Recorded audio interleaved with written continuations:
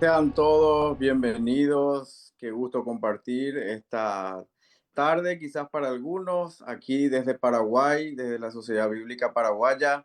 Es una noche, así que les damos la bienvenida a todos y gracias por tomarse el tiempo, venir a participar de este webinar de ciencias bíblicas.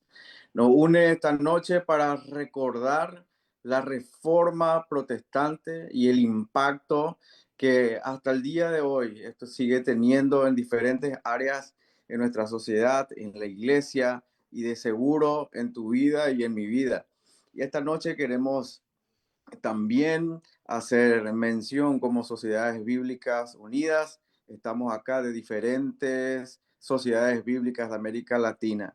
Así también con el mismo deseo siempre, la misión de llevar la palabra para todos. Y justamente queremos compartir un versículo bíblico esta noche que habla acerca de la palabra de Dios, que está en Éxodo capítulo 3 versículo 7 y en la Reina Valera 1960 dice así: dijo luego Jehová, bien he visto la aflicción de mi pueblo que está en Egipto, y he oído su clamor a causa de sus extractores, pues he conocido sus angustias, y he descendido para librarlos de manos de los egipcios, y sacarlos de aquella tierra a una tierra buena y ancha, a tierra que fluye leche y miel. La palabra de Dios, reconciliación para el mundo. ¿Y cómo sería eso en el lenguaje de hoy? De esta manera le lo describe la Reina Valera contemporánea. Luego el Señor dijo: he visto muy bien la aflicción de mi pueblo, que está en Egipto. He oído su clamor por causa de sus explotadores.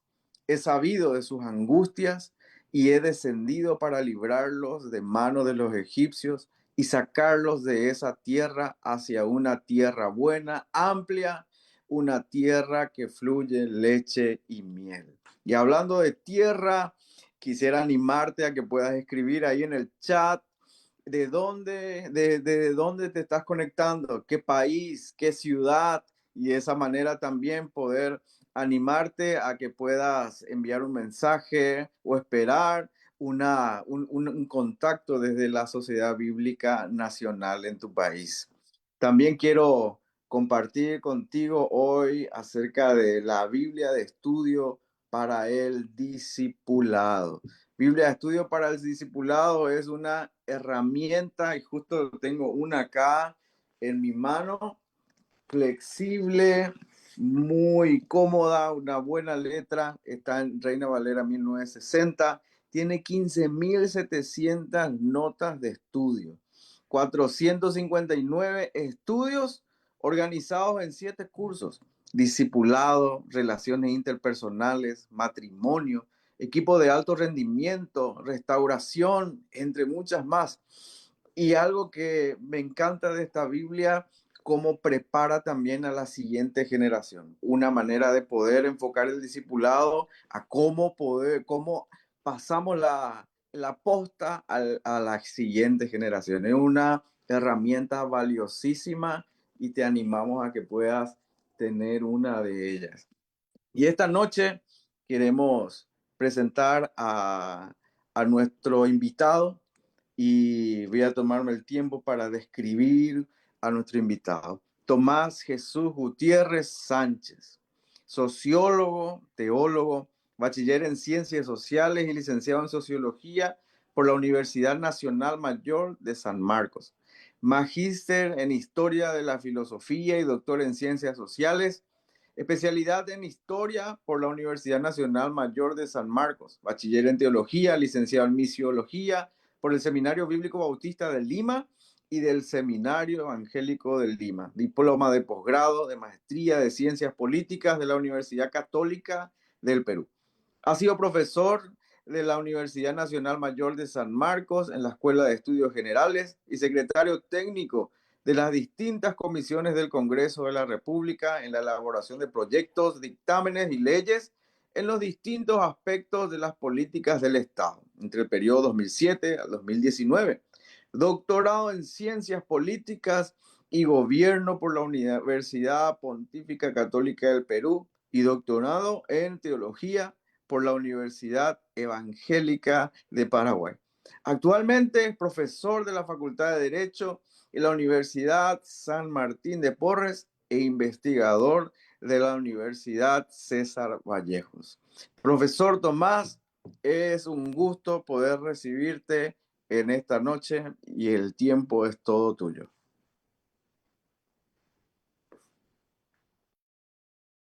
Muchas gracias, Pastor Orlando. Para mí es una bendición estar con todos ustedes y un saludo especial desde Lima, celebrando juntos el Día de la Reforma.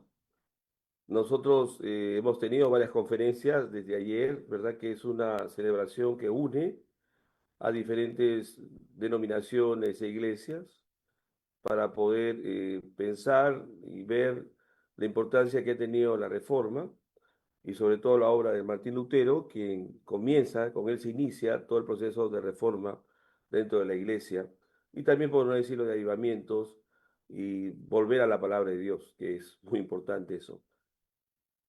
También nosotros, como peruanos, tenemos una ley, la ley 3678, que decretó el gobierno en el año 2000, el 31 de octubre de 2017. Se promulgó la ley que se celebra el 31 de octubre de cada año como el Día de las Iglesias Cristianas Evangélicas en el Perú. Entonces, es toda una celebración y también logramos hace 8 años tener una estatua de Martín Lutero acá en el Parque de la Exposición de Lima, ¿no? Así tenemos nuestro propio bus de estatua ahí de Lutero con una Biblia y las 95 tesis. Entonces, es parte de eso. La pregunta es ¿por qué? ¿No? ¿Por qué? ¿Por qué celebrar? ¿Por qué pensar? ¿Por qué reflexionar? ¿Por qué estudiar? Porque una de las cosas que vivimos en América Latina es el tema de identidad. Identidad, ¿quién soy yo? ¿No? ¿Por qué soy protestante? ¿Por qué soy evangélico? ¿Por qué soy bautista? ¿Por qué soy menonita? ¿Por qué soy wesleyano? ¿Por qué soy pentecostal? Etcétera, etcétera. Es uno de los temas importantes de las identidades. En ese sentido, nosotros tenemos, siempre estamos recogiendo desde el inicio de la presencia de las misiones protestantes en América Latina, se discutió eso y celebraba la reforma. Es más, cuando uno lee diferentes revistas de 1917, revistas evangélicas que aparecían en el continente, había todo un estudio de la reforma de Martín Lutero, ¿no? Y a veces servía como un tema de evangelización y predicación. El tema identidad es importante. Tal es así que en un congreso evangélico de 1949 en Buenos Aires, llamado el CELA 1, la Conferencia Latinoamericana, discutieron por qué somos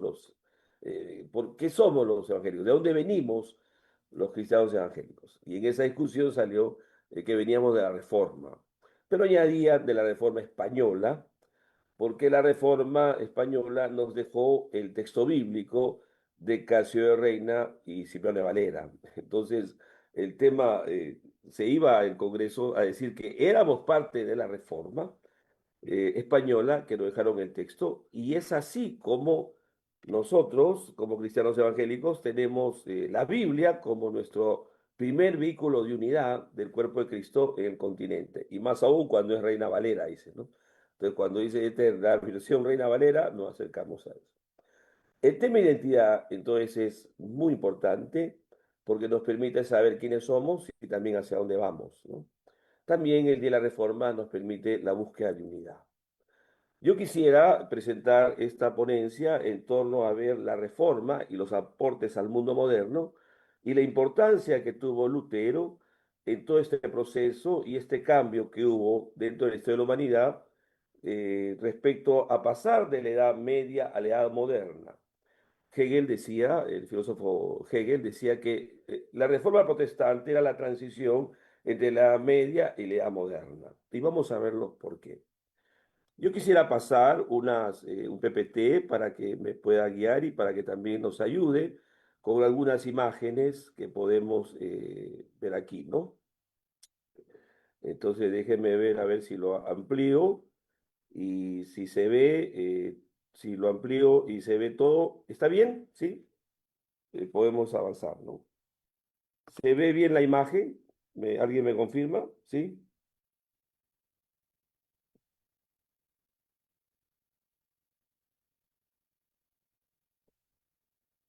Ok. ¿Avanzamos entonces? ¿Le parece bien? Sí, mis hermanos. Ok, empezamos entonces. Este es la Lutero, la Reforma y los aportes del mundo moderno. Para esta exposición yo quise hablar sobre una síntesis bibliográfica de Martín Lutero, la libertad, la justificación por la fe, el sacerdocio universal del creyente, la libertad del cristiano, bases teológicas para el liberalismo, la teoría de los reinos, Lutero y la democracia y Lutero y la educación. Martín Lutero nació en Alemania en 1483. Hay muchos biógrafos que trabajan todo el texto de la vida de Lutero, trabajan su vida, sus obras, pero él estudió primero derecho, pero sintió una especie de, cuando estaba de noche, un rayo que vino y casi lo mata, hizo la promesa de serse monje e ingresa a la orden de los agustinos, donde se prepara y realiza estudios y más adelante va a dedicarse a estudios de la Biblia como tal y sobre todo del Nuevo Testamento. Muchos historiadores, sobre todo seculares, como Lucien Febvre, manifiestan que Lutero encontró la coyuntura apropiada para empezar el inicio de la Reforma. Una coyuntura apropiada porque la Edad Media está ya pasando en crisis, la Edad Media ya estaba en su última etapa y estaban apareciendo las ciudades-estados y habían también otros antecesores a Lutero que estaban trabajando todo el tema de una pre-reforma, como Wycliffe, Juan Hus o Savonarola, que comenzaban a estudiar el texto bíblico y comenzaban a darse cuenta de los abusos de una iglesia que había cometido muchos errores, una corporatividad de la iglesia muy fuerte y que había muchos abusos como tal, ¿no? Lucien Febvre habla que había un tráfico de influencias, una venta de indulgencias, que era el hecho de vender a través de un documento el tema de no de la salvación, sino el estado final que una persona puede tener, era perdonar los pecados de las personas para que puedan pasar, si es que está en el infierno, en el purgatorio, y salir, ¿no? Esto fue muy descarado, la venta de indulgencias, y Lutero vio todo ello y comienza a analizar todos estos problemas y estas prácticas de fe que no eran otra cosa que obras, compra de indulgencias o buscar reliquias y oraciones a diferentes santos y virgen que puede haber. La iglesia está aquí muy fuerte, hay una perspectiva de poderes que se discute mucho, ya se había producido una querella en el siglo XIII entre el monarca y entre la propia iglesia. Va a ser Papa Gregorio el Grande quien discute estas querellas y comienzan un poco a dividirse el tema de las potestades. Martín Lutero viaja a Roma y en Roma ve todo cómo la iglesia había dejado su razón de ser, de una iglesia muy, digamos, que debía entrar a una predicación del Evangelio, una vida del Evangelio, la enseñanza de Cristo, se había ido a, digamos, se había ido de la fe, si hay que decirlo así. Lutero va a ver todo el tema de indulgencias y va a ver a Texel, va a escuchar a Texel, que es un sacerdote católico, que era encargado de pasar por Europa, sobre todo por Alemania, y vender las indulgencias, ¿no? Hay muchos temas de indulgencia que mencionaba que él podían obtener el perdón de los pecados y también sus familiares que habían muerto, echando una moneda en el cofre, ¿no? Y se les daba este pergamino. Lutero no ve esto bien y Lutero va a escribir 95 tesis contra las indulgencias y la actitud del Papa de permitir tales infamias. Por eso en la iglesia de Wittenberg el 31 de octubre, antes del Día de los Santos, el 1 de noviembre, va a clavar sus 95 tesis, que no era otra cosa de poder discutirlas en el seno de la academia. Lutero no solamente es el párroco de Wittenberg, sino también es profesor de la Universidad de Wittenberg, que recién se había creado y recién estaba funcionando, ¿no? Entonces, él quería debatir eso, pero no se daba cuenta que al colocar las 95 tesis iba a encender una llama que nunca va a poder ser apagada, ¿no? Y entonces, Lutero, a partir de ahí, y las tesis que publica comienzan a publicarse en diferentes idiomas y poder salir gracias a la imprenta de Wittenberg, la imprenta de Gutenberg, que funciona muy bien y comienza a expandirse las ideas luteranas. Lutero no solamente escribe eso, escribe otros tratados más, desde 1517 a 1520, escribe otros textos y uno de ellos muy interesante para la meditación es sobre la libertad del cristiano. Lutero empieza con una frase muy célebre que después la desarrollo, pero la vamos a pasar. Dice, el cristiano es un hombre libre, señor de todo, y no sometido a nadie. El cristiano es un siervo al servicio de todo y a todos sometido. Lo que hace Lutero es parafrasear el texto del apóstol Pablo a los Corintios, soy libre de todo y me he hecho esclavo de todos. Lo importante en el texto de Lutero es el tema de la libertad del cristiano. Y esto va a ser uno de los pilares para esta época moderna que empieza sobre el tema de la conciencia espiritual, del tema individualismo y una salvación individual que él habla, ¿no? Lutero desarrolla su tesis en relación al pecado. Ustedes saben que Lutero tiene las famosas tres solas, primero y luego son cinco, solo Cristo, solo fe, sola escritura. Y solo fe era la punta de lanza para empezar la reforma. No es por obras que nos salvamos, no es por peregrinajes que hacemos, no es por la oración a reliquias, sino es por la fe solamente en Cristo, ¿no? Y solamente a través de la palabra de Dios. Y Lutero es un estudioso extraordinario de la palabra de Dios, ¿no? Eh, Lutero comienza con todo ello. Sus escritos comienzan a salir contra el Papa porque el Papa manda, digamos, hace una bula excomulgando a Lutero, Lutero quema la bula del Papa, pero sin embargo, uno de los acontecimientos más grandes que va a tener Lutero es en 1521, la Dieta de Worms, cuando se encuentra, la Dieta de Worms era una dieta donde los príncipes alemanes que habían colocado a Carlos V como rey del Sacro Imperio Romano Germánico pudiese gobernar.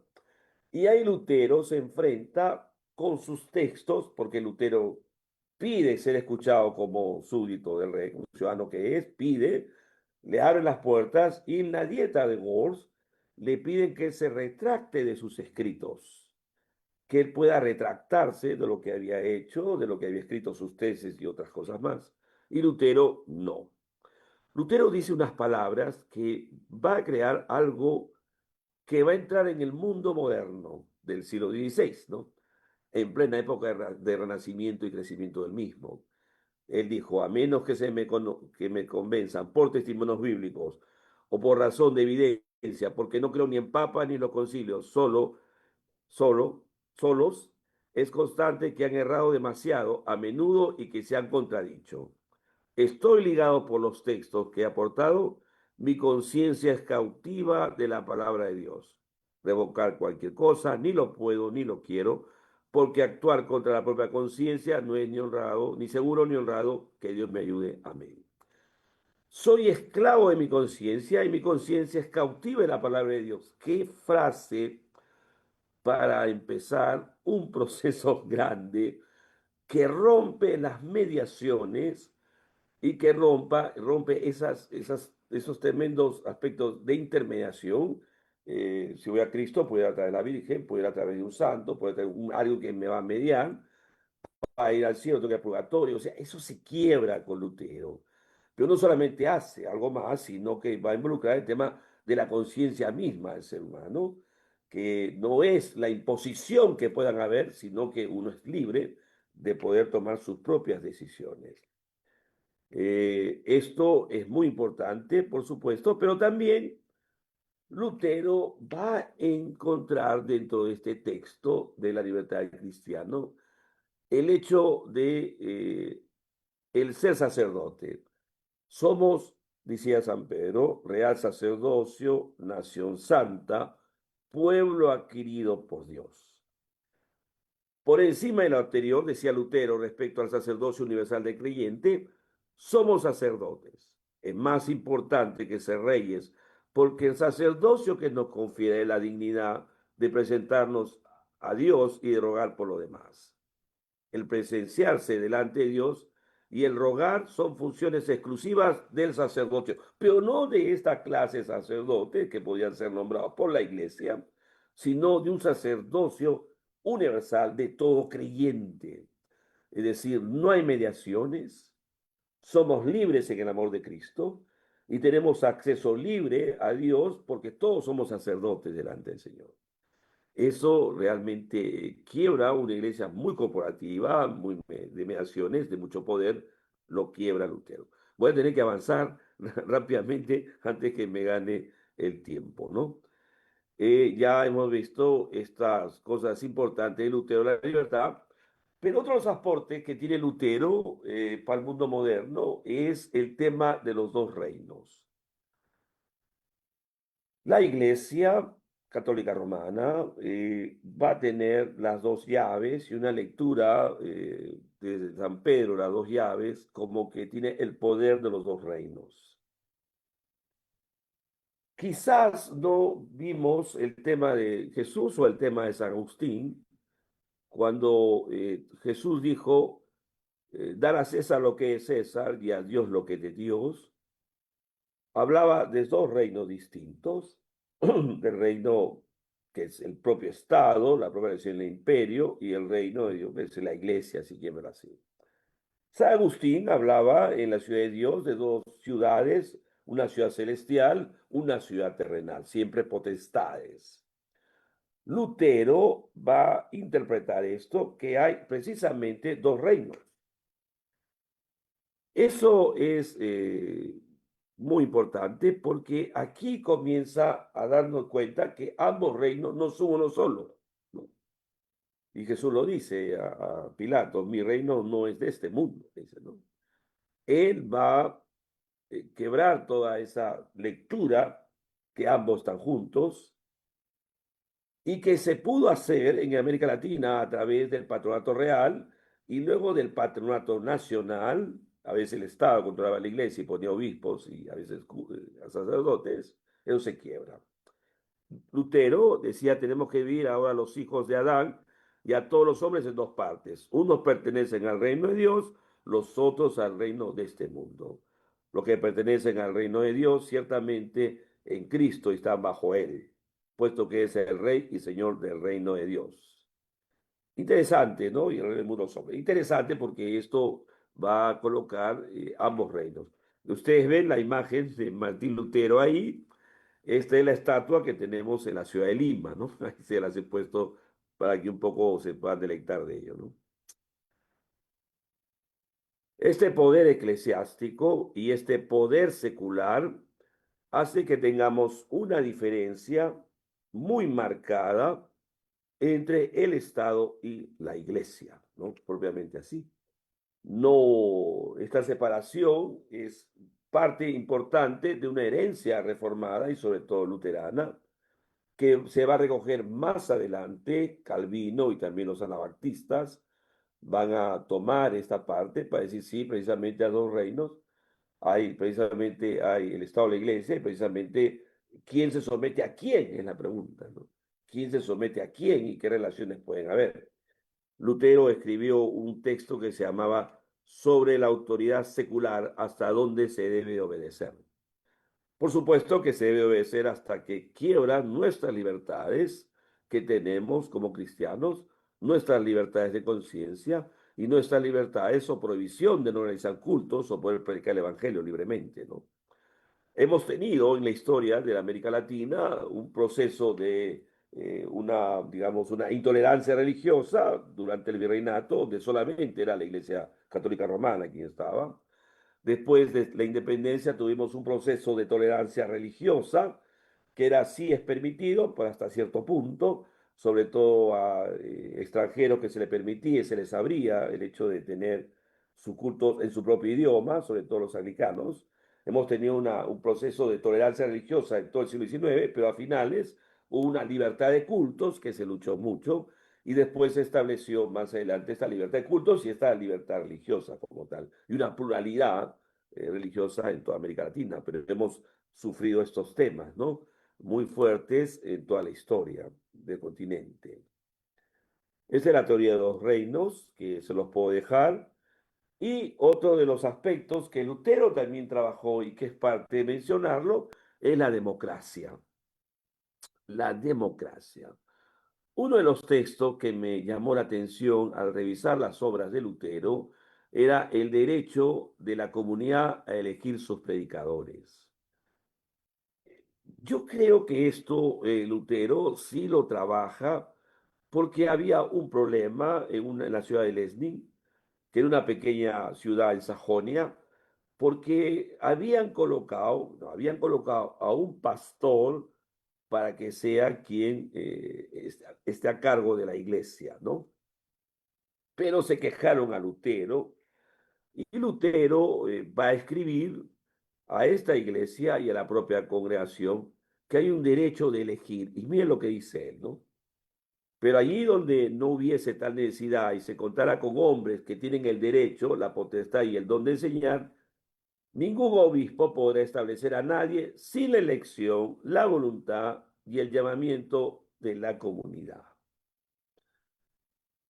¿Cómo eligen a pastores? ¿Cómo se eligen a los diáconos? ¿Cómo se eligen a los oficiales? Se elige a través de la iglesia local, que es la que vota y coloca a sus oficiales, sus pastores. La elección es parte de la democracia, una democracia que Jesús toma la palabra iglesia de los griegos, y solamente que le pone mi iglesia, que es la asamblea, los hermanos que se constituyen, la elección que hay de diáconos o de Matías, inclusive, que es por suerte, era parte de las prácticas democráticas de los griegos que toman la iglesia. Por supuesto que en la palabra siempre tenemos una iglesia congregacional, una iglesia episcopal, una iglesia presbiteriana. Pero en este caso me interesa mucho el tema de la democracia porque Lutero va a colocar esto. Calvino también la desarrolla. Calvino toma el tema de San Cipriano, la elección de pastores que no solamente lo presentan a la iglesia, sino también a todo el pueblo. Y la democracia, la elección de pastores, viene a ser una cultura democrática, unas prácticas democráticas y unos valores democráticos que se forman dentro de las iglesias locales. Es decir, las iglesias locales, cuando eligen pastores, diáconos, etcétera, son generadoras de práctica, valores y cultura democrática. Y eso es muy importante. Yo he tomado este texto para poder ver que sí, la democracia, pese a los problemas que hay, pese a una democracia que necesita más fortalecida frente a una crisis de partido, frente a, nosotros tenemos muchos presidentes que cambiamos por la Constitución, frente a todo eso, sí, hay que valorar la democracia, ¿no? Hay que verla en sus mejores formas y hay que ver que de repente estamos llamados a construir una democracia más integral, pero son las iglesias la formadora de esto, ¿no? También hay otros textos que Lutero escribió sobre la importancia de la educación, llamando que se construyan y mantengan escuelas cristianas y que sean en las ciudades alemanas donde puedan establecerse. La parte de educación de parte de Lutero es extraordinaria y es todo un modelo para nosotros cuando queremos hacer colegios, que no solamente las misiones que llegaron a América Latina trabajaban la construcción de escuelas bajo dos conceptos, una escuela que podía servir como un punto para predicación del Evangelio a los padres inconversos, o de repente para crear un carácter cristiano y una influencia en sus alumnos, lo que sería una perspectiva de influencias desde el carácter cristiano, desde el pensamiento evangélico. Y acá tenemos todo el tema que hace que se pueda enseñar y se puedan hacer escuelas. También Lutero es el tema de familia. Su esposa Caterina Bombara cumple una función muy importante en Wittenberg. Lutero cultiva una vida de familia y que es importante porque Lutero se casa, y muy bien por eso, ¿no? Lutero se casa y Lutero va a pedir y va a establecer que todo sacerdote, en este caso pastor, sea casado y pueda cultivar su familia y pueda también establecer dentro de ella sus valores y los principios de la fe en sus propios hijos. Y esto es Lutero Educación. Y yo me pregunto, ¿cómo nace, y con esto quiero terminar para dejarlo abierto, cómo nace ese protestantismo y el nacimiento del mundo moderno? ¿Cuáles sus aportes a este mundo moderno? Quizás sea el sociólogo Max Weber, que vio en el protestantismo luterano, calvinista, anabautista, que va a ver cómo el protestantismo va a crear un espíritu del capitalismo. Bueno, eso a veces también es criticado, ¿no? Quizás José Carlos Mariátegui criticó mucho la relación, acá un pensador peruano criticó mucho la relación entre protestantismo, liberalismo y capitalismo. Pero sí vale la pena mencionar, discutiendo Weber con Marx, discutiendo, diciendo que sí hubo una ética protestante, una vida ascética, una vida de purificar el espíritu por medio de la negación de los placeres materiales o abstinencia. La vida ascética cristiana es tan antigua como la Iglesia de Jesucristo desde sus mismos orígenes. Una vida ascética, una vida no de placeres, que te permite una vida de ahorro, ¿no? Y eso es interesante porque tú no vas a tener placer, tú vas a ahorrar y formas capital, ¿no? Por eso Weber decía, hay dos características muy importantes con respecto a la vida ascética y al espíritu del capitalismo. Una de ellas mantenía que los seres humanos son el instrumento de Dios en la tierra y que todo el poderoso les exigía que tengan una vocación, una ocupación para que se haga para la mayor gloria divina. Y esto algunos trabajan como la vocación, el trabajo como vocación. O sea, acá los creyentes en esa vía ascética cumplen una función, el tema de dedicarse al trabajo y por supuesto el trabajo produce capital, ahorro. Y la segunda idea es la predestinación, según la cual solo ciertos individuos predestinados se encuentran entre los elegidos que llegan al cielo y otra vida eterna. Es decir, si estamos en la tierra, tenemos un propósito y ese propósito hace que tengamos un sentido de vida y como tal un sentido de trabajo porque hay la gloria del Señor más allá, ¿no? Bueno, esto me interesa, pero no es material de esto, ¿no? Pero hay que mencionarlo porque eso sí se toma dentro del análisis del protestantismo y el mundo moderno. Va a decir al final que los puritanos deseaban, y aquí está la síntesis, trabajar por vocación. Nosotros nos hemos obligado a ello, de modo que cuando se sacó el ascetismo de las sendas monásticas para llevarlo a la vida diaria, comenzó a dominar la moralidad mundana y tuvo un papel en la construcción del enorme cosmos del orden económico moderno. Qué interesante la tesis de Weber y qué tal importancia de estos aportes del protestantismo a este mundo moderno.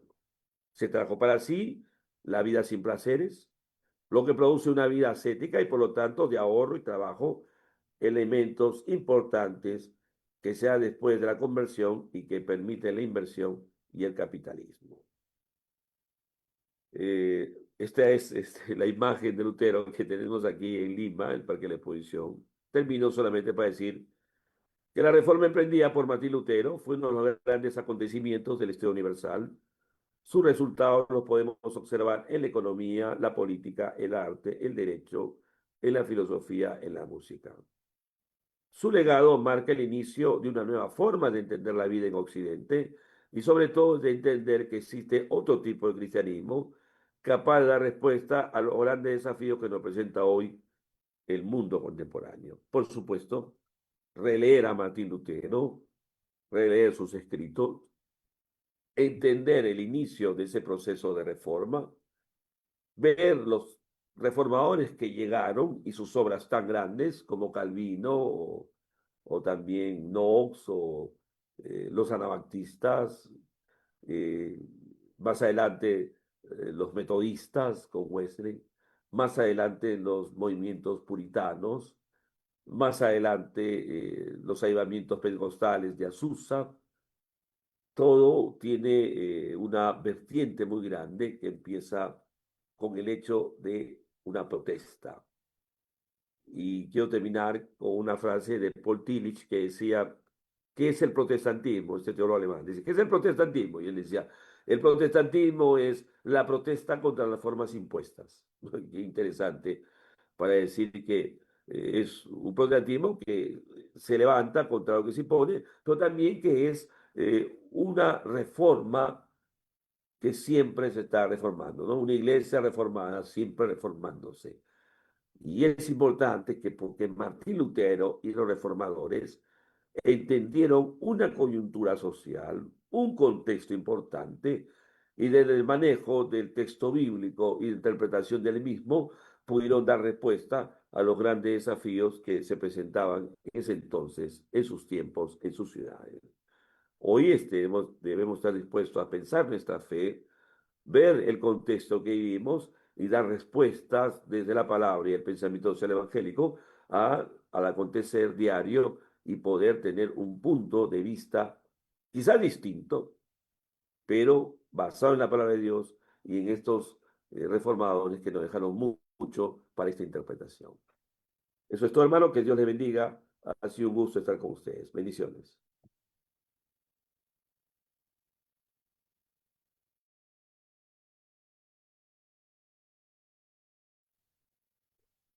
Muy bien, muchas gracias, profesor. Fue muy interesante la exposición en este momento. Yo creo que nos ha hecho pensar. Tenemos unas preguntas muy interesantes para ir preparándonos y respondiendo. Am, Quizás para un poquito darle tiempo también al profesor Tomás Gutiérrez para que se prepare, porque hay 8 preguntas muy interesantes. Quisiera ver si Ronald, ¿me puedes ayudar con el flyer del siguiente? Interesante, está bien, muchas gracias con este flyer.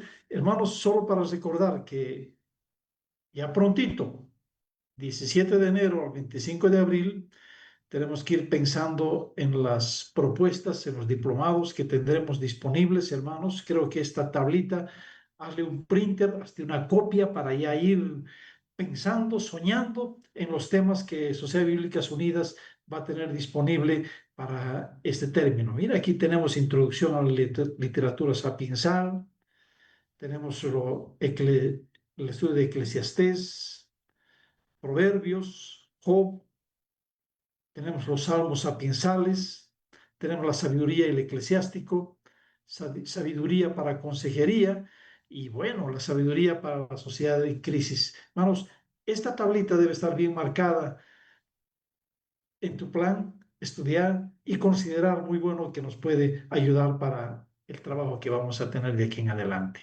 Muchas gracias, Ronald. Y bueno, yo creo que estamos listos para ir trabajando con algunas preguntas que tenemos registradas. Y entre ellas, profesor, hay una pregunta con la que vamos a empezar este tiempo y que creo que va a animar a hacer algunas preguntas al grupo que vamos a tener.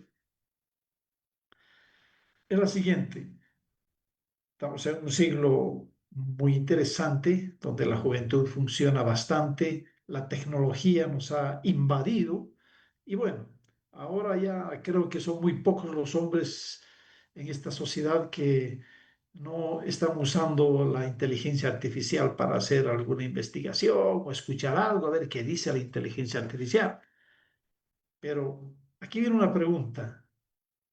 Profesor Tomás, la vigencia de la celebración de la reforma hoy en día y su significado para la iglesia, tomando en cuenta este punto que tú has hablado de la identidad que tiene esta sociedad, este pueblo americano. ¿Qué nos dice para esto, profesor? Gracias, hermano Rolando. Precisamente yo comencé hablando del tema de identidades, porque en un mundo más tan globalizado, donde estamos tan rápidamente conectados a través de los medios, y doy gracias a Dios que estamos conectados a ellos y somos tantos hermanos que podemos hablar libremente y podemos juntarnos bajo un tema. A veces pretende este proceso de globalización homogeneizar todos los criterios y decir todos pensamos igual y todos pensamos de esa manera, ¿no? Y yo pienso que sí hay diferencias en nuestra fe como cristianos evangélicos.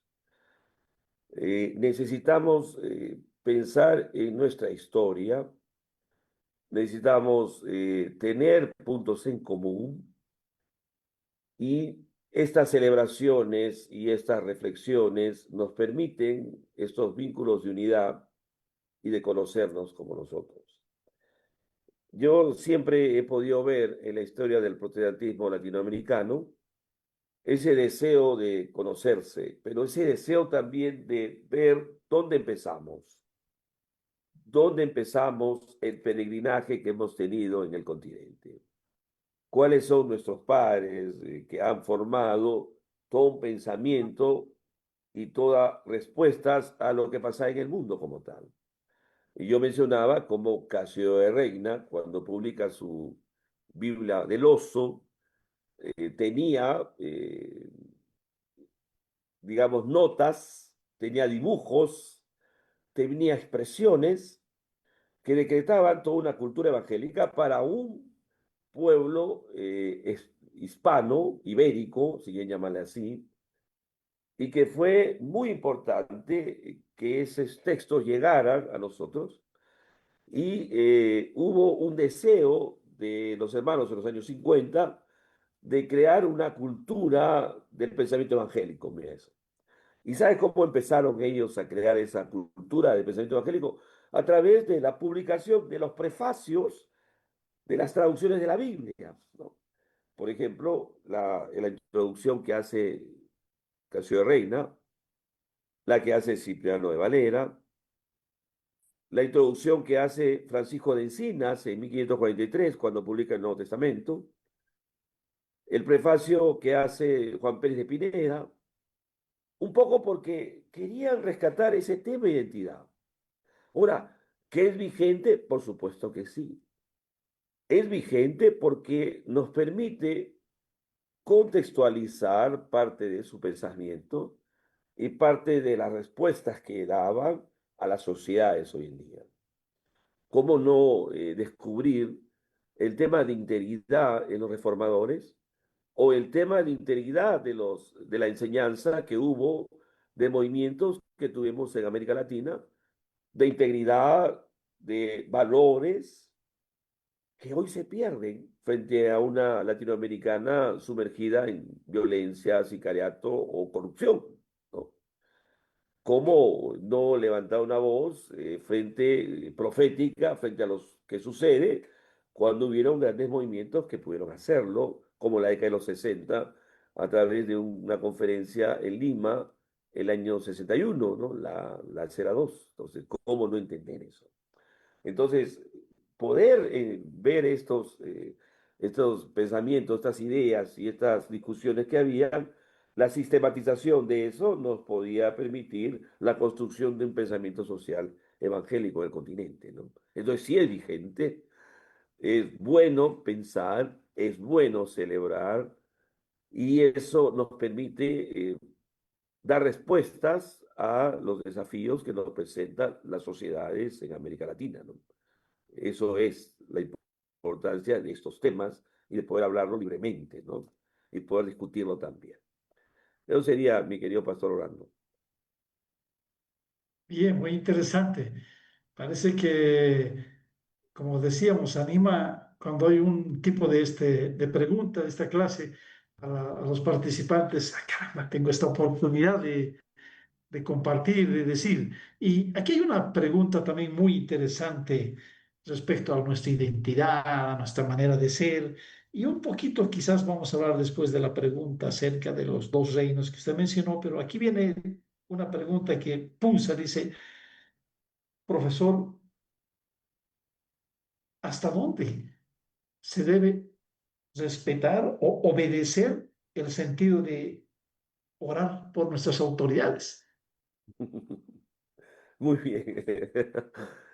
Eso es una bonita pregunta. Mira, el Señor, el Estado, las autoridades que manejan el Estado es un provisorio, decía Pannenberg, ¿no? Es un provisorio. El Estado no es eterno, ¿no? El Estado está, dice Romanos, para que vivamos en paz y en quietud. Está la espada para poner orden, ¿no? Para poner bienestar y la búsqueda del bien común. Y por lo tanto, Pablo y Pedro nos mandan a orar por las autoridades, a orar por ellas, estar sujetas a ellas. Pero cuando gobiernan mal, porque eso es lo que pasa, la iglesia no puede estar callada, ¿no? La iglesia ejerce lo que se llama el ministerio profético, el rol profético de la iglesia. Lo que Juan el Bautista podía predicarles, o lo que Jesús dijo una vez, decirle a esa zorra, ¿no? ¿Se acuerdan que una frase muy fuerte de Jesús? Decir eso es muy fuerte. Era porque no estaban cumpliendo lo que les encarga Dios como siervos de Dios que son. Los profetas como Isaías, Miqueas o Amós piden justicia, piden el establecimiento del orden como tal y les piden que no sean y no amen el soborno ni la corrupción. A mí me llama mucho la atención cuando Herodes, está en el libro de los Hechos, capítulo 10, cuando Herodes había distribuido el río, o sea, el agua para los de Tiro y de Sidón, ¿no? Y sale el pueblo y le grita, voz de Dios y no de hombres, le grita, ¿no? El pueblo se levanta, el pueblo clama que ponga orden, que ponga justicia, que no entren sobornos, que había sido sobornado su mayordomo. Y cuando claman, se muere el tipo. Inmediatamente, ¡pum!, se murió, dice. Y los gusanos comenzaron a comerlo inmediatamente. Pues está terriblemente mal, ¿no? ¿Qué significa eso? Yo creo que Dios pone autoridades y dentro de su soberanía está el respeto y también la denuncia que vamos a hacer con iglesia. Y eso lo podemos hacer. En el Perú tenemos una paradoja muy grande, les voy a contar. La paradoja que tenemos en Perú es que los economistas ingleses y muchos americanos y muchos extranjeros se preguntan cómo en el Perú, que puede tener en 10 años 8 presidentes, políticamente está terrible, pero económicamente el dólar baja. Y económicamente la economía sube.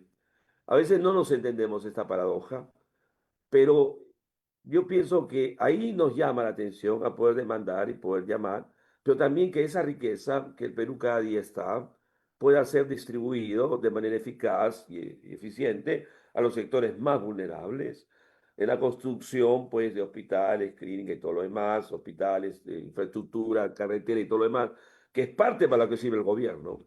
Pero si el gobierno no está, entonces nosotros podemos llamar la atención y nosotros nos pronunciamos como tal. El Consejo Nacional Evangélico del Perú se pronunció sobre una ley de amnistía y puede sacar un texto y puede demandar.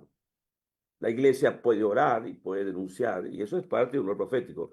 Yo creo que la iglesia, cuando se atenta contra la propia iglesia y también contra la ciudad, el pueblo, y no se gobierna de una manera y hay corrupción, pues estamos llamados a levantar una voz, ¿no? Se llama la voz profética, ¿no?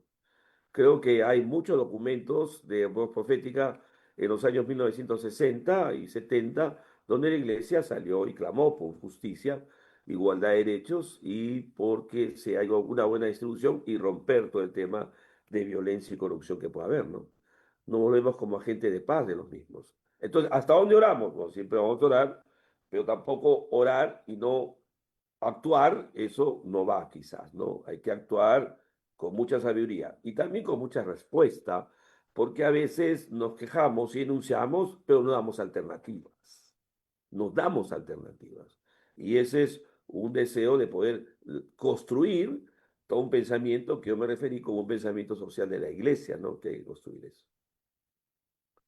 Bueno, pero hermano, no es el tema de Lutero, ¿no? Así que vamos a hablar de Lutero, más bien. Eso es lo que queremos, ¿no? Muy bien. Aquí hay una pregunta que apega también, dice, ¿cree usted que la disposición a la lectura de la palabra fue un punto de quiebre en la vida de Lutero? Termina ahí y aplica un poco. ¿En qué medida en estos tiempos en que se lee menos la Biblia constituye un aporte? La Biblia es un libro tan precioso. La Biblia es un libro divino, no es un manual de economía, no, no es un manual de reformas agrarias, no es un manual de políticas públicas, pero la Biblia es un texto que nos permite tener un marco general de un buen gobierno de Dios. En la Biblia hay tanto de enseñanza solamente en los principios de Cristo, la revolución de valores que trajo Cristo. Cuando Cristo dice, por ejemplo, oísteis que fue dicho, mas yo os digo, amar a vuestros enemigos, amar a aquellos que os ultrajan o os persiguen, amarlos. Cristo hace una revolución de valores primero en el principio de amar a los enemigos mismos. Hace un principio una revolución de valores cuando dice, por ejemplo, que Él vino para servir y no ser servido. Qué enseñanza tan grande para nosotros y para los gobernantes. Y cuando el Señor dice que una revolución de valores se crea, cuando menciona que lo que quiere que los hombres hagan contigo, hazlo tú. Y eso es la regla de oro, ¿no? Pero eso está hace 2000 años. No se hace actual esos textos. No se hacen actual. No actuar con hipocresías, ni actuar porque eh, actuamos bien con aquellos que nos caen bien, o no es actuar en una forma de servir a los demás, porque es el principio de Cristo, de servir y no ser servido. O cómo no actuar cuando queremos que la gente traten igual para que sean tratados. O sea, muchos textos en la Revolución de Valores son prácticamente parte de la vida. La construcción de una integridad, sé pues vosotros perfectos como vuestro Padre está en los cielos, no es un llamado a una lucha anticorrupción de una integridad, de un hombre completo.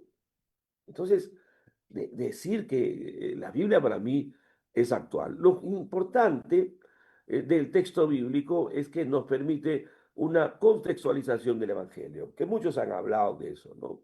Es decir, la Biblia nos ilumina para entender y poder rescatar algunos principios que nos pueden ayudar en esta vida, en esta sociedad y en este llamado que hacemos, ¿no? Yo creo que es muy actual. Entonces, Lutero encuentra eso, ¿no? Lutero para mí encuentra los dos reinos, el sacerdocio, la libertad, en un momento de opresión, en un momento donde las obras que tú puedes hacer te podían dar salvación, y un momento donde necesitabas pagar dinero, dar dinero para el perdón de pecados a través de indulgencias. Entonces, eso no es. O un rey que daba la apertura para la venta de los mismos, porque no podían entrar a vender si es que el príncipe no les autorizaba. Entonces, levantarse contra eso, no solamente levantarse contra la iglesia, sino contra las arcas del mismo príncipe que obligaba a hacerlo, ¿no? Bueno, estamos generando un montón de debates, ¿no? Pero eso es muy bueno, porque como creyentes, yo decía a los bautistas, cuando hay dos bautistas hay tres pensamientos, ¿no? Entonces, de repente aquí puede haber mucho más, entonces yo no, estamos para entendernos y aprender juntos, ¿no? Yo he escrito varias cosas sobre evangelio y conciliación política en América Latina.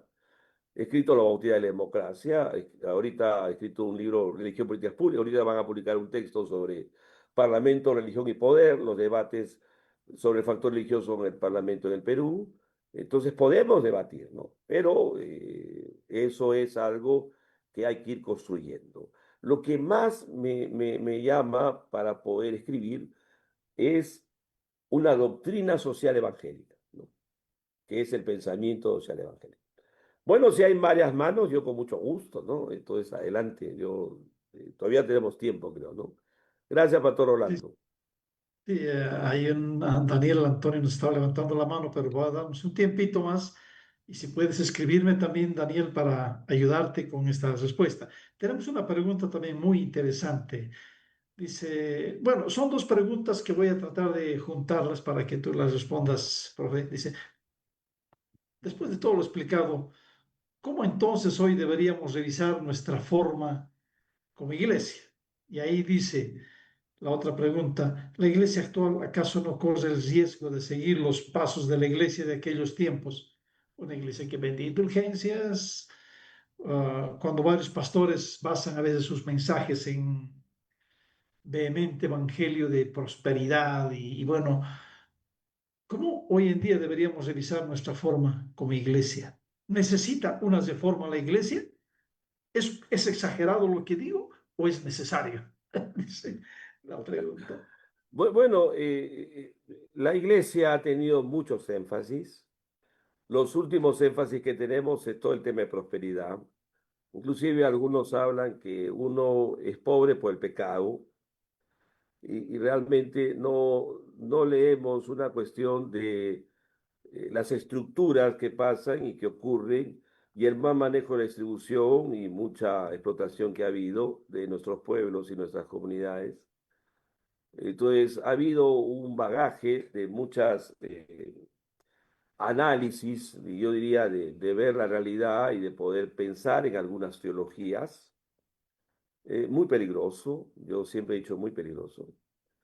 Eh, Ahí hay que ser muy atentos con los énfasis que están apareciendo. Por eso es necesario la construcción del pensamiento social que nos permita tener respuesta a eso. Cuando viene el Evangelio a la América Latina, el Evangelio vino cargado con algo que trajeron las misiones protestantes de Europa y de Inglaterra y sobre todo de Estados Unidos, que le llamaron el Evangelio social.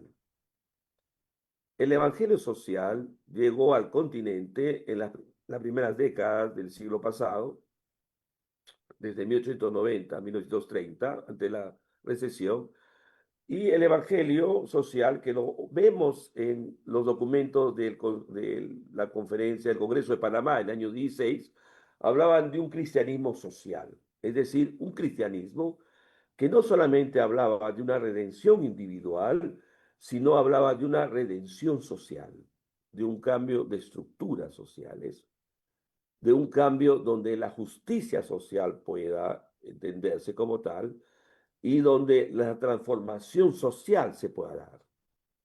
Eso fue muy impactante en las primeras décadas porque permitió el acercarnos al tema social y dar respuestas de la fe evangélica sobre eso. Eso permitió la apertura de colegios, de clínicas, de trabajos con los movimientos sociales. Por ejemplo, en Bolivia, la misión bautista canadiense trabajó en Guatajata e hizo una reforma agraria 10 años antes de la reforma agraria para el Tesoro, ¿no? Entonces, ellos decían, ¿cómo es posible eso? Es que el Evangelio no cambia. Y cuando uno analiza esas cosas de una transformación social que pueda haber y que trae el Evangelio, nada tiene que ver la prosperidad. Nada tiene que ver. Entonces, lo que hace falta en nuestro continente y en la iglesia hoy para entender su rol, y voy a empezar, es su identidad. ¿Quién soy yo? ¿De dónde vengo? ¿Cuáles han sido mis aportes? ¿Cómo construye ese pensamiento?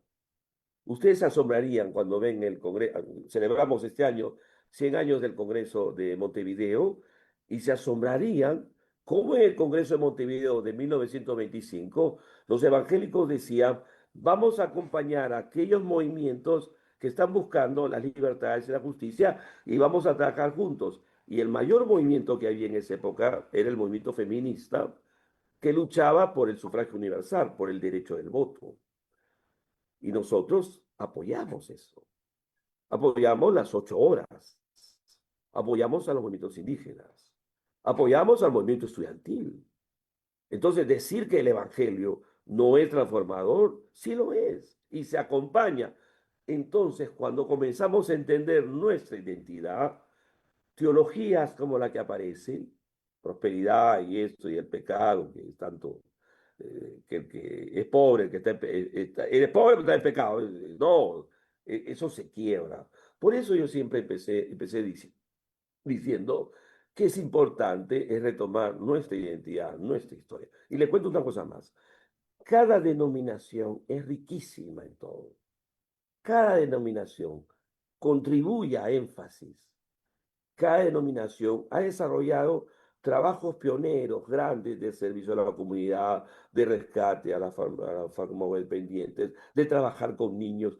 ¿Cómo no entender lo grande y maravilloso que hace un programa Compassion en nuestras iglesias, que pueden atender en América Latina a más de 250.000 niños? O sea, ¿qué es esto? ¿No? Uno dice, programas que hemos hecho, que hemos trabajado, pero por eso es necesario sistematizar. Primero, nuestra identidad, nuestro pensamiento y analizar desde la palabra de Dios nuestros contextos y dar respuesta.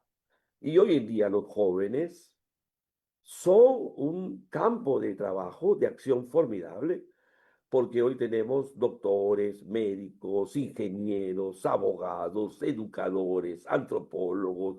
Mamma mía, Dios mío, Dios nos ha bendecido con tal cantidad de jóvenes profesionales que necesitan un acompañamiento de parte de sus líderes y que necesitan desarrollar en ellos identidad, historia, doctrina, valores, integridad. ¿Quién le va a eso? La iglesia evangélica está creciendo tanto en profesionales que los profesionales van a ser los que van a dirigir los destinos del país, sea en la administración pública o en la administración privada, ¿no? Entonces necesitan un trabajo muy especial y hay que hacerlo y hay que empezar desde ahora, ¿no? Bueno, hermano, no los quiero cansar realmente. Mándenme las preguntas y luego lo discutimos.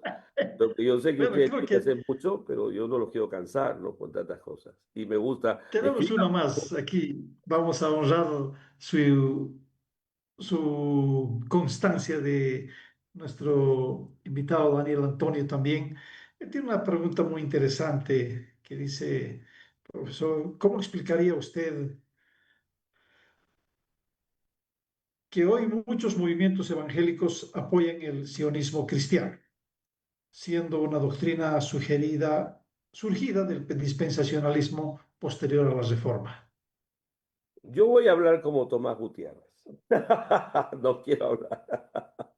Porque en mi iglesia bautista ahorita me va, muchos mis bautistas, hay muchos dispensacionalistas, yo no lo soy, entonces voy a cuidarme. Y acá estoy viendo a mi amigo acá, lo veo allá de Guayaquil, ¿no? Y algunos lo veo, así que hay que tener mucho cuidado. Miren, el pueblo de Dios no es Israel, el pueblo de Dios es la iglesia. Esa es la iglesia. Y el pueblo de Dios es la iglesia. Y Dios nos manda como iglesia a amar a nuestros enemigos, no bombardearlos, señores, no gozarnos de la muerte de nadie. No es posible que hermanos salgan a favor de un país que está matando más de 50.000 personas y niños y dejando en la calle. No podemos nosotros hacer eso.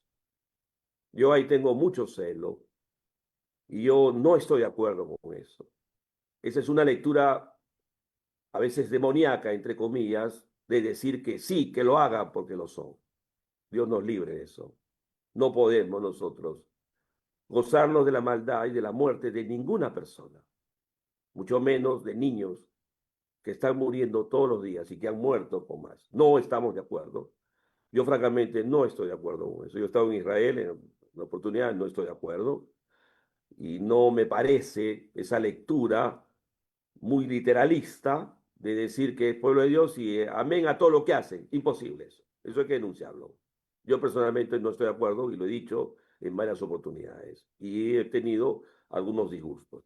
Y no me quiero amargar con ustedes, porque estoy feliz con ustedes, así que no nos vamos a amargar. Pero acá el pueblo de Dios es la iglesia, somos nosotros. el nuevo pueblo de Dios, la familia de Dios. Nada que acá y viendo, no, eso ya pasó para su tiempo. Hay que leer bien los textos y hay que ver el mover del Espíritu que nos llama a amar, a respetar y a construir un reino de Dios para que la llegada de Cristo sea pronto, hermanos. Eso es. Así que hasta ahí no me lo dejo. Esa es mi opinión personal. Y bueno, ya todos saben, ahí los bautistas, lo que yo pienso. Pero eso es, hermano, lo que puedo decir, ¿ya? Por si acaso. Bueno, muchas gracias, profesor Tomás. En verdad, estos tiempos de ciencia bíblica con las Sociedades Bíblicas Unidas son momentos en que nos hacen, nos iluminan, nos motivan y bueno, es por eso que el día que menos podemos tener un viernes son 262 solo en Zoom, pero cuando vemos tenemos tantas personas que han entendido de que es un momento, es un portal en el cual nos informamos y nos honramos a conocer mucho más. Muchas Bueno, gracias, hermano, yo profesor estoy Tomás, muy por este. contento de estar con ustedes. Hagamos un curso de historia del protestantismo en América Latina, ¿no? Y veamos el pensamiento social. Cuente conmigo, yo con mucho gusto estaría compartiendo esa doctrina social evangélica en América Latina que va a ser muy rica. Ustedes me avisan y yo me ayudo, me veo y lo trabajamos. Y lo felicito realmente ver de todos los países que se juntan, se unen. Estoy muy contento con ustedes. ¿Verdad que los felicito? Y a seguir adelante, hermano, y que Dios los bendiga ricamente, de verdad. Bueno, yo creo que va a ser así, profesor. Tenemos un motorcito en el Ministerio de Sociedades Bíblicas Unidas, es el licenciado Gutiérrez de la Sociedad Bíblica Peruana, que realmente nos motiva y que siempre está encendiendo este valor, así que él te va a estar tomando en cuenta para decirte, hermano, necesitamos esto. Así que muchas gracias, Pastor Tomás, por este Bueno, hermano, detalle yo los y este dejo, que apoyo. el Señor los bendiga. Tengo mañana otra conferencia, estoy desde ayer, no, sí, estoy feliz y me tengo que preparar. Dios los bendiga mucho. Ha sido una alegría estar Gracias, con Tomás. ustedes. Y les envío el PPT, mándenme mi esto, yo les envío el PPT para que todos los tengan, ¿no? Y sería un gozo estar en otra oportunidad con ustedes. Que Dios les bendiga grandemente. Perfecto. Gracias, profesor. Un gracias, hermano. Muy bien, hermanos, vamos a continuar con este tiempo y quiero presentarles el siguiente webinar que vamos a tener en unos días y vamos a tener a la doctora Kefren Moura desde Brasil, quien va a presentarnos un tema muy interesante, es la metanoia, cuando la palabra renueva la mente y el mundo. Les invito, hermanos, a que aparten su tiempo para este viernes y, bueno, tengamos parte de nuestra cultura y nuestra interpretación, un conocimiento también perfecto respecto a este tema muy interesante. También tengo ya en la lista uh, para nombrar a los hermanos que han sido bendecidos y beneficiados con un recurso bíblico que las Sociedades Bíblicas Unidas en cada país quiere compartir con aquellos que nos han introducido su nombre, el país y la ciudad para poder compartir. Y permítanme dar lectura prácticamente a este tema que ya lo tengo. Sí, ya lo tengo, dice, de Perú. Por favor, la persona que va a escuchar su nombre, Carlos Silva Lee, asómese a la Sociedad Bíblica Peruana y diga, he sido beneficiado con un recurso bíblico. De Ecuador, a Carlos Velázquez. De Bolivia, Delia Flores. De México, Oscar Ramírez. De Chile, Pía Soto Romo. De Guatemala, Mélida Guzmán. De Colombia, Gloria Conde Yate. Algunos dirán, pero ¿por qué mi nombre nunca sale? No está escribiendo. Cuando ingresa al chat, no pone su nombre. Ponga su nombre y va a ser bendecido también mi hermano con estos recursos. En verdad, como Sociedad Bíblicas Unidas, queremos agradecerles, hermanos, porque nos honran ustedes y nos alegran y nos motiva a seguir continuando y trabajando por estas bendiciones. Muchas gracias, hermanos. Que Dios los bendiga, que Dios los fortalezca y sigamos adelante trabajando por la obra del Señor. Entonces, hermanos, aprovechen hoy de abrir sus micrófonos, dense un saludito mientras nos permita sistemas hablarnos y compartir. Un gran abrazo a cada uno de ustedes. Dios los bendiga y los fortalezca, hermanos.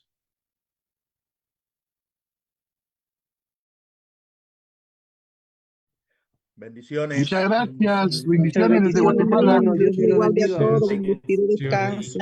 Buenas Bendiciones. tardes. Gracias, bendiciones Desde desde Costa Chile. Rica. Gracias. Atacama. Gracias, Israel. Bendiciones, bendiciones a todos. Gracias.